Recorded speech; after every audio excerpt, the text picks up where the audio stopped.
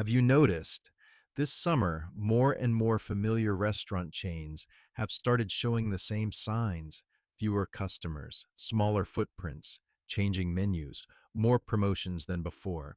Some people are watching the spoon at Chipotle. Some open the Starbucks app before they even walk inside. Some sit down with an Outback menu, then pull out their phone and open the calculator. Each story involves a different brand, but they all point to the same thing. What's changing isn't just one restaurant, it's the way people decide whether eating out is still worth it. 15. Chipotle. When people start watching the spoon instead of the menu, you step up to the counter. Behind the glass are the same rows of rice, beans, meat, vegetables, and guacamole you've seen 1,000 times before. But this summer, something feels different. The first thing many people notice isn't the menu anymore. It's the spoon in the employee's hand. Will it be a full scoop or just enough? It sounds like a small thing. But that tiny detail has become one of the biggest conversations surrounding Chipotle lately. What's interesting is that the conversation at the serving line looks completely different from the company's business results. Chipotle was founded in 1993 and now operates around 4,000 restaurants. In the second quarter of 2026 alone, it reported about $3.35 billion dollars in revenue, up 9.3% from a year earlier. Comparable restaurant sales also increased too, 2%, and the company is still on track to open another 350 to 370 restaurants this year. Looking at those numbers, it's hard to say Chipotle is struggling, but from the customer's side, the story feels different. Over the past several months, Reddit, TikTok, and food forums have been filled with people asking one simple question: is my portion the same as last time? Some put two burrito bowls side by side to compare. Some record video the moment the employee scoops the meat. Some believe the portions have gotten smaller. Others say their experience hasn't changed at all. The point isn't who's right or who's wrong. It's that a brand once known for generous portions now has many customers paying closer attention than ever to every scoop of meat. Meanwhile, in many major metro areas, a burrito bowl with popular choices like meat, guacamole, and a drink can now come close to or even top $20. As the price gets closer to what people would pay at many sit down restaurants, the way they judge whether a meal is worth the money starts to change. Chipotle has added lower priced options, expanded its rewards program, and says it's focused on improving customers' sense of value. That may be the most important part of the story.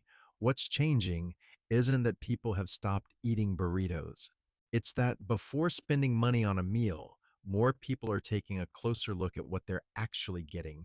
And sometimes the answer comes down to a single spoon. 14. KFC.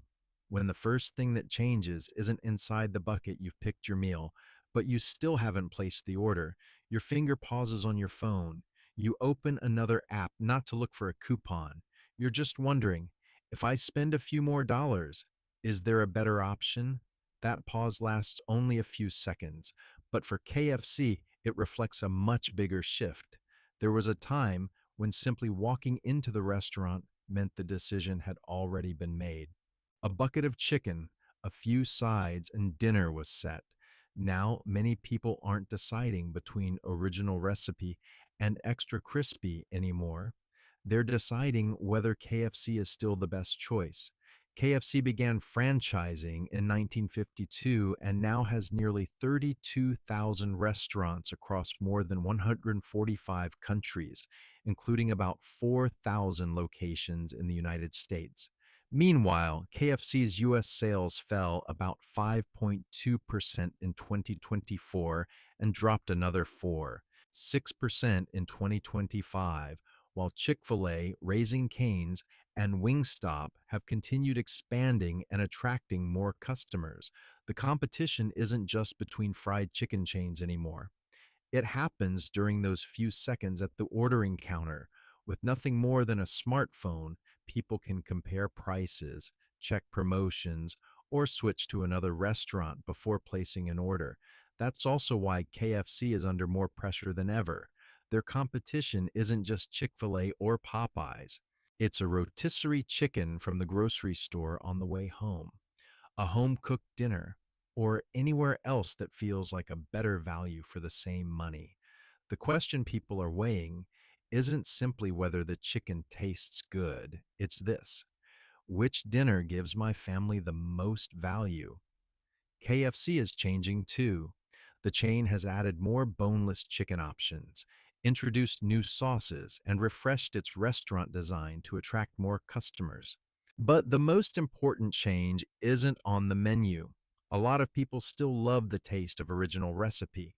Only one thing has changed. There was a time when KFC only had to convince you that you were in the mood for chicken. Today, it has to convince you that its bucket of chicken is worth choosing over every other dinner option on your way home. 13. Starbucks. When spur of the moment stops being a habit, you open the Starbucks app, not to order a latte, just to see if there's a deal today. There isn't, you lock your phone and keep walking just 10 seconds. But for Starbucks, those 10 seconds reflect a much bigger shift. There was a time when stopping at Starbucks was almost automatic. You'd walk past a store, head inside, order your usual drink, and get on with your busy day. That's exactly what Starbucks had in mind when it built the idea of the third place, somewhere people could stop by without planning ahead. This summer, the change isn't that people have stopped drinking coffee. They still have it every morning. What's changed is that more and more of those cups aren't being bought at Starbucks. No one has to announce they're done with Starbucks. They just make coffee at home 2 or 3 more mornings each week, or only stop in when there's a promotion. For a company built on repeat visits every single day, millions of tiny decisions like that add up to a very big change. That's also why Starbucks went through 6 straight quarters of declining customer traffic, forcing the company to launch its Back to Starbucks plan to bring people back into its stores. But the hardest part isn't sending out another discount. The hardest part is rebuilding a habit that's already disappeared. Because once people get used to this routine, open the app, check for a deal, then decide whether it's worth buying. Starbucks is no longer the automatic stop on the way to work. It becomes a choice that has to be weighed. And that may be what's making this summer so difficult for Starbucks. Not because people are drinking less coffee, but because more and more cups of coffee are being enjoyed, without Starbucks being the first place that comes to mind. 12. Applebee's. When the tables are still there, but the evenings aren't, the bar is still lit, the booths by the windows are still there. The game is still playing on the TVs, just like every night. At first glance, nothing seems different. But if you stay for another 20 minutes, you'll notice the rhythm of the restaurant has changed. People come in, eat, pay, leave. Those long conversations after dinner seem to be getting harder to find. That's what Applebee's is trying to hold on to. For years, Applebee's wasn't just selling a meal, it was selling an evening: first dates, birthday dinners, happy hour after work, a place where people were happy to linger just a little longer, just to order another drink or one more appetizer. But today, dinner for two usually runs between $40 and $60, while a family of four can easily spend more than $80 after adding drinks or a few extras. As the cost goes up, the amount of time people are willing to stay gets shorter. Applebee's has continued rolling out deals like 2 for $25, value menus, and seasonal promotions to bring people back. What's interesting is that on online forums, many people aren't complaining about a specific menu item. They simply say they don't spend an entire evening at Applebee's anymore. They eat, then they leave. It's a very small change. But for the casual dining business, it may be the biggest one of all. Because what made Applebee's different from a fast food restaurant was never just the burger or the rack of ribs. It was the time people were willing to spend there. And when that time slowly disappears, the tables are still there. But what once gave them their value isn't quite the same anymore. 11. Pizza Hut. The first thing to disappear wasn't the pizza. The door opens, someone walks in. They don't look at the menu, they don't look for a table. I've got a pickup for Michael. An employee hands over the pizza box. The door closes again. Less than a minute. If you sit there for another 15 minutes, you'll see the same scene over and over. People walk in, pick up their pizza, walk out, while plenty of tables inside remain empty. It's a very different picture from the Pizza Hut many people remember. Years ago, a pizza's journey ended on a table inside the restaurant. Today, it ends the moment the cardboard box is folded shut. Over the years, Pizza Hut has steadily scaled back its traditional dine-in restaurants to focus on delivery and carry-out. Many newer locations are smaller and no longer have salad bars or large dining rooms like they once did. Then another memory comes back. Book It, the program that rewarded millions of children with free pizza after they reached their reading goals. The reward wasn't just the pizza, it was the whole family driving to Pizza Hut, picking a table, waiting for a pizza so hot it couldn't even be sliced right away.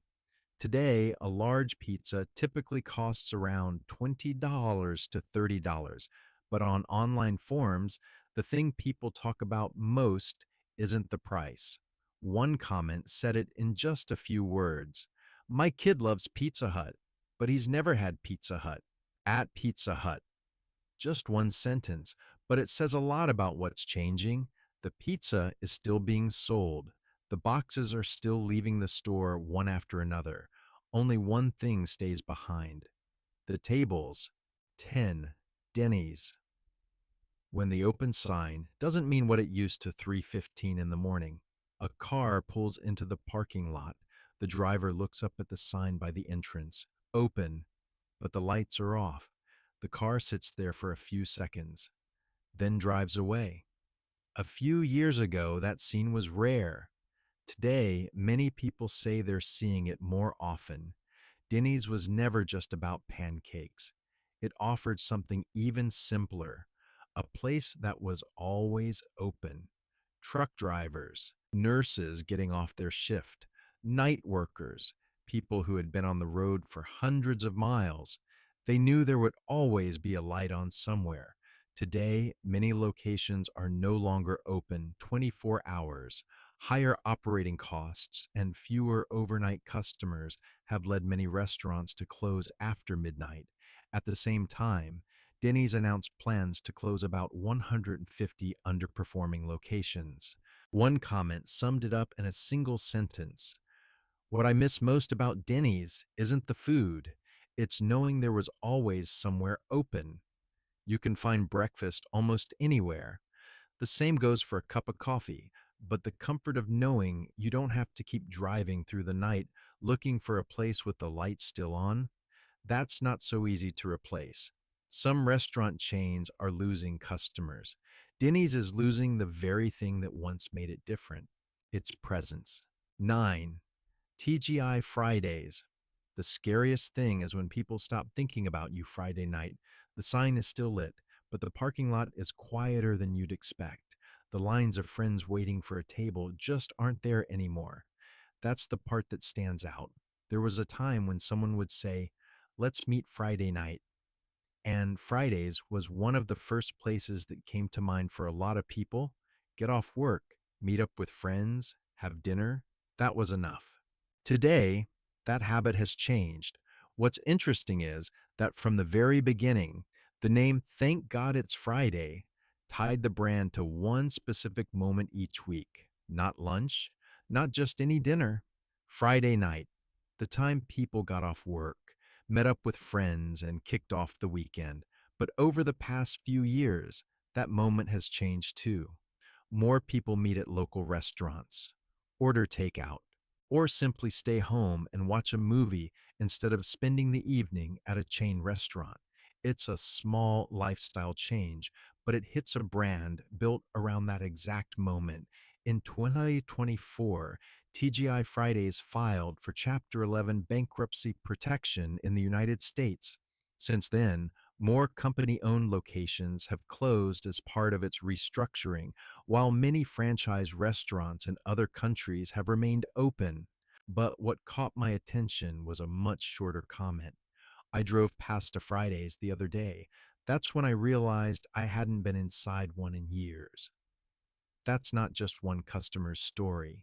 It reflects the hardest challenge any brand can face. When a place that used to be your first choice slowly becomes a name you only remember when you happen to drive by. TGI Fridays can change its menu, it can close stores and open new ones. But the hardest thing to get back is the Friday night moment it once owned in the routines of millions of people. 8. Hooters. When the game is still on, but the seats aren't, the announcer's voice still fills the room. The game is still on, the TVs still cover the walls, but many of the seats underneath them are empty. That's the scene that surprises a lot of people when they return to Hooters after many years. There was a time when finding an open table on a weekend or during a big game wasn't easy. Today, in many places, what's harder to find is that same atmosphere. In 2025, Hooters of America filed for Chapter 11 bankruptcy protection as part of a restructuring effort. Since then, more locations have closed or been converted, while some franchised restaurants have continued operating. But the most interesting part isn't the bankruptcy filing, it's the change in people's habits. More and more people watch sports at home, gather at local bars, or order takeout instead of spending hours at a chain restaurant. There's one comment I still remember: Hooters hasn't changed that much. We have. Just one sentence, but it's hard to argue with it. Hooters still serves wings. The games are still being played. The screens are still on.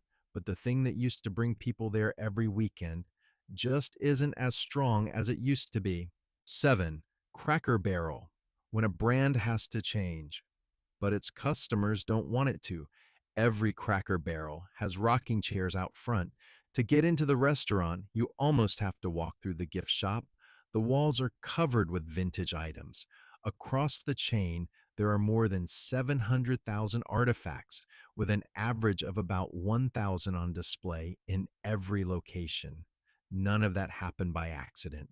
Many Cracker Barrel restaurants are located near exits along the interstate highway system, making them a familiar stop for families on road trips and long haul drivers. After hours on the road, people aren't just looking for a meal. They want to walk into a place where they already know what to expect. The rocking chairs are still there. The candy counter is still there. The walls covered with antiques are still there. That sense of familiarity is what built Cracker Barrel's loyal following for decades. But this summer, the brand finds itself facing a paradox. To attract younger customers and improve business after several challenging quarters, Cracker Barrel has begun remodeling many of its restaurants. Brighter interiors, simpler decor, more modern designs in some areas. For many restaurant chains, that's just an upgrade. For Cracker Barrel, even a small change can shake the very thing that keeps people coming back, because this isn't a brand that competes by introducing a new menu item every month. It competes with a very simple promise that today's visit will feel a lot like the one you remember from years ago. That's what makes change so much harder for Cracker Barrel than it is for most other chains. It can't stand still, but it can't change too quickly either. 6. Outback Steakhouse. When people start doing a different kind of math, a family of four sits down. The menus are opened, but no one orders right away. Someone pulls out a phone, not to take a picture, to open the calculator. It's a scene that's becoming more common. Not because people don't like steak anymore, but because before they order, many stop and ask themselves, is this meal worth what I'm about to spend? Outback built its reputation by offering the steakhouse experience at a more approachable price than many upscale restaurants. The bloomin' onion is still the signature appetizer that ends up on countless tables. But the conversation online has shifted. Fewer people are debating which steak tastes better. They're looking at the final bill. Today, dinner for a family of four can easily reach or exceed $100, depending on what they order and whether they add drinks. Many people say they now compare that total with the cost of buying steaks at the grocery store and grilling them at home instead. While many customers feel the experience isn't as consistent as it used to be, Outback's parent company says the average check has still increased by more than 4%, suggesting that many diners continue ordering premium steaks and adding extra side dishes. That's the challenge Outback has to solve. It's not about selling one more steak. It's about convincing people that dinner at Outback is still worth more than making steak at home. 5. Wendy's. When the menu price isn't the first thing people notice. Two people stand at the ordering counter. Both choose the same combo meal, but only one of them opens the app. By the time they pay, their totals could be several dollars apart. That's something more and more customers have started noticing. In early 2024, Wendy's announced plans to invest about $20 million in digital menu boards. A single statement about the possibility of dynamic pricing sparked widespread backlash, leading the company to later clarify that it had no plans to raise prices during peak hours. But after that debate, a new habit began to take shape. Many people don't look at the menu first anymore. They check the app. There's a deal. They stay. There isn't. They go somewhere else. One comment was shared over and over. I can't remember the last time I paid full price at Wendy's. That one sentence reflects a very clear shift. Promotions used to be a reason to come back. Now, for many customers, promotions have become the reason to walk through the door in the first place. That's Wendy's real challenge. It's not about selling one more burger, it's about getting people to buy one, even when there isn't a notification that says, today's deal. 4. Boston Market. When a restaurant chain slowly disappears from the map. One restaurant closes, then another, until one day someone decides to stop by for a rotisserie chicken, only to realize the place they used to visit is gone. There was a time when Boston Market had more than 1,100 locations. By the time the chain was down to fewer than 30 restaurants still operating, many people had realized something. People never stopped eating rotisserie chicken.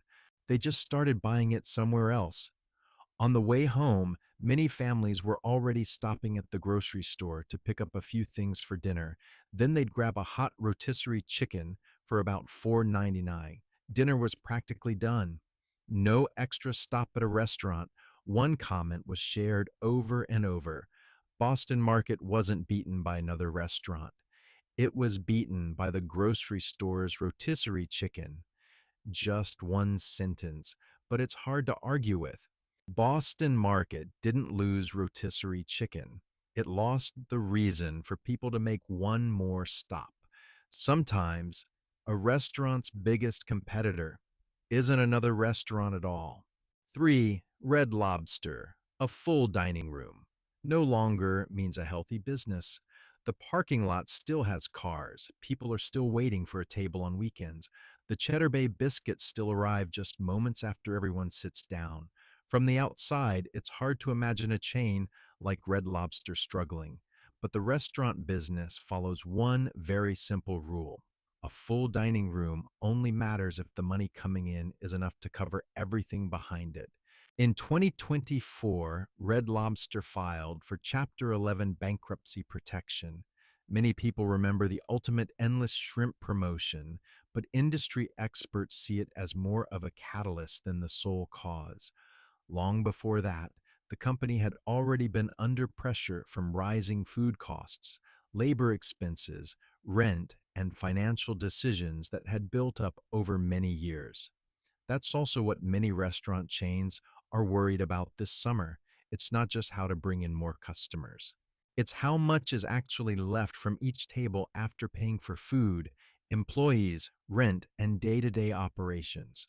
Red Lobster isn't the only chain facing that challenge, but it may be the clearest example of a new reality in the restaurant business.